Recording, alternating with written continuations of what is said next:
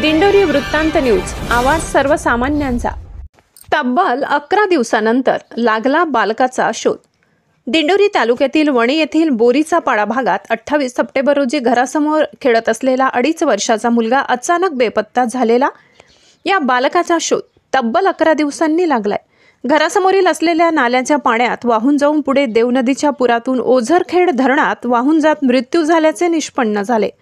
बोरीचा पाडा वणी येथील जितेंद्र वसंत चौधरी यांचा मुलगा सिद्धार्थ जितेंद्र चौधरी वय 2 वर्ष हा रविवारी दिनांक 28 सप्टेंबर रोजी दुपारी 1:30 वाजेच्या सुमारास राहत्या घरासमोर पाऊस झाल्याने चिखलात खेळत असताना आजी लक्ष्मीबाई चौधरी यांनी सिद्धार्थचे हातपाय धुवून सिद्धार्थला घराबाहेर ठेवून कपडे घेण्यासाठी जाऊन परत घराबाहेर आल्या असता सिद्धार्थ दिसला नाही।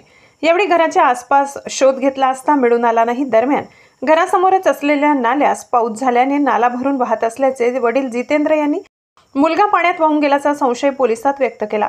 दरम्यान स्थानिक पोलिसांनी लागलीच शोध मोहीम राबविली। दरम्यान नाला जेथे मिळतो त्या देवनदीसह पूर असल्याने व देवनदी ओझरखेड धरणात जाऊन मिळत असल्याने घरापासून ते ओझरखेड धरणापर्यंत तब्बल 8 दिवस कुटुंबीय पोलीस स्थानिक यांनी शोध घेतला।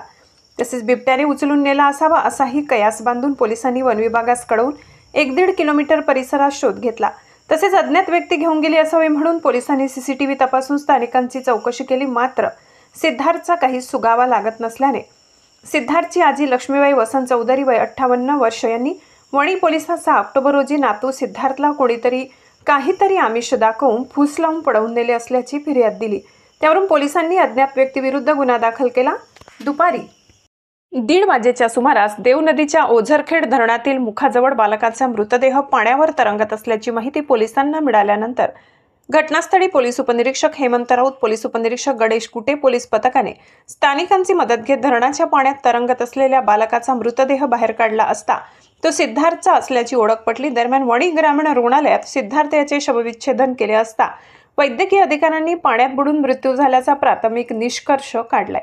दिंडोरी वृत्तांत न्यूज, बापू चव्हाण, दिंडोरी।